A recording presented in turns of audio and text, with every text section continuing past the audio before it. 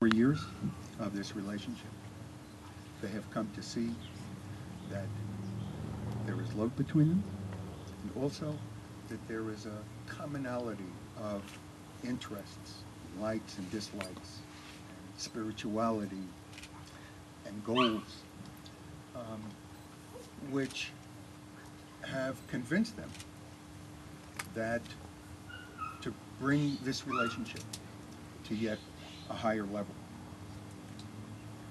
They have seen in these last 4 years how much they love and trust and respect each other, and that they are traveling the same road together in life. And wouldn't that be great if they could do that together? And so I ask, who gives this woman today in marriage to this man? All right. I do. We have a partner. Sure. Back row. Me too. Me too. There's the energy.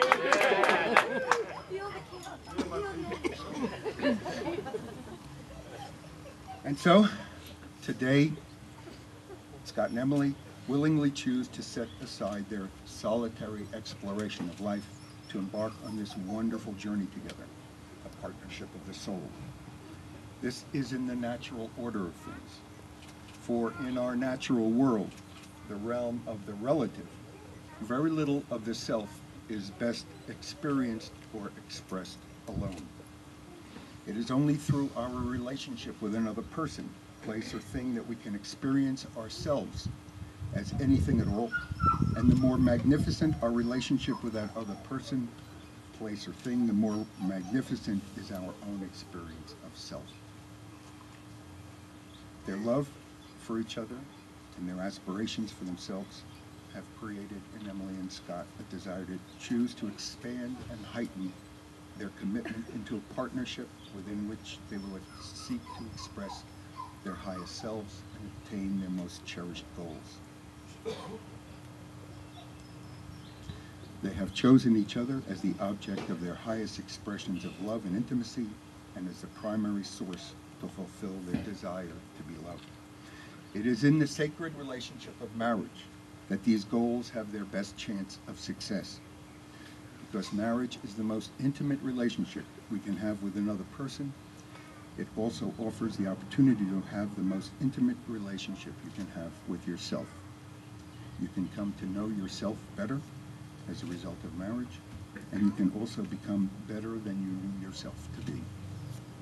For marriage offers you a wonderful day-to-day, moment-to-moment opportunity, sometimes whether you like it or not, to recreate yourself anew into the grandest vision of who you are.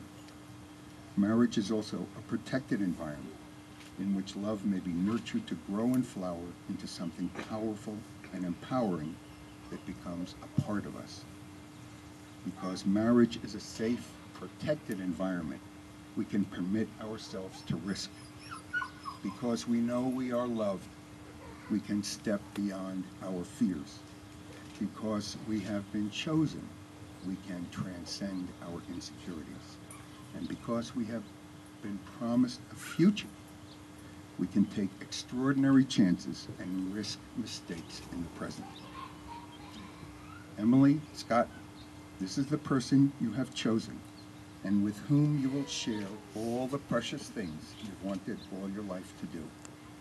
This is the time to fulfill not only the joy of your heart, but all the possibilities of your life.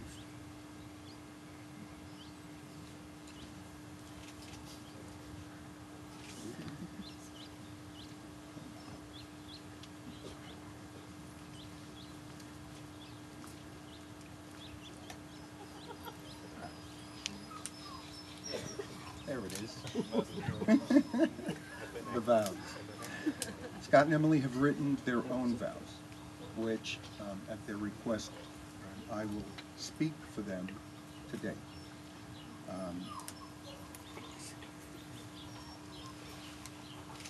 Their intention is to make public their commitment today through these vows and promises, and to say them again out loud in your presence, out of a desire that we will all come to feel a close and intimate part of this ceremony, and thus make it even more powerful.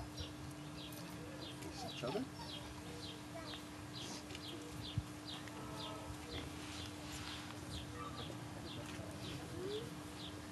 You, Scott Lewis Comerford, take Emily Grace Walker to be your wife, your constant friend, faithful partner, and love from this day forward. In the presence of God, your family and friends, you vow to care for her in sickness and in health, in good times and in bad, in joy as well as in sorrow. And you promise to love her unconditionally, to support her in her goals, to honor and respect her in her successes and in her failures, to laugh with and cry with her, to nurture, grow with, and cherish her throughout the seasons of your life. If so, say, I do. I do.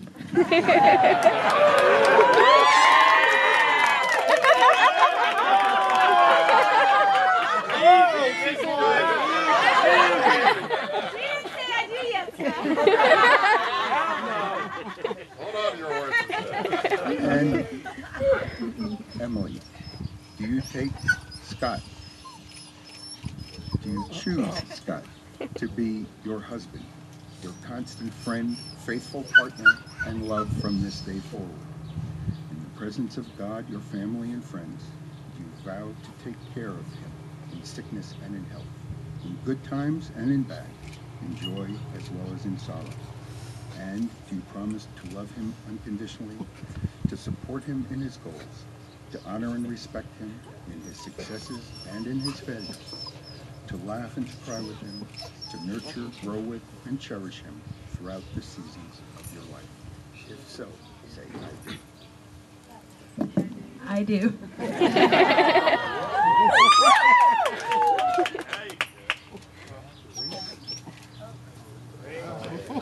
Right there. Where's that dog?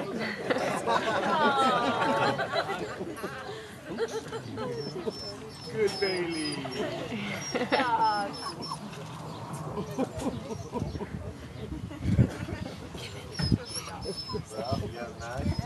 Anybody got a knife?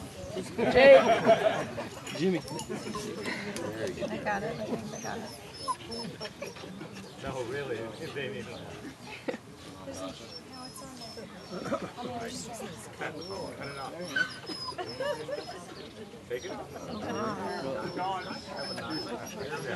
There's got a knife.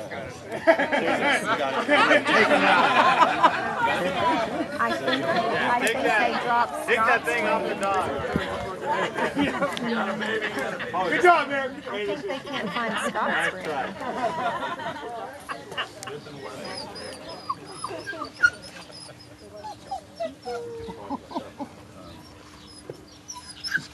Scott and Emily have chosen to exchange ring.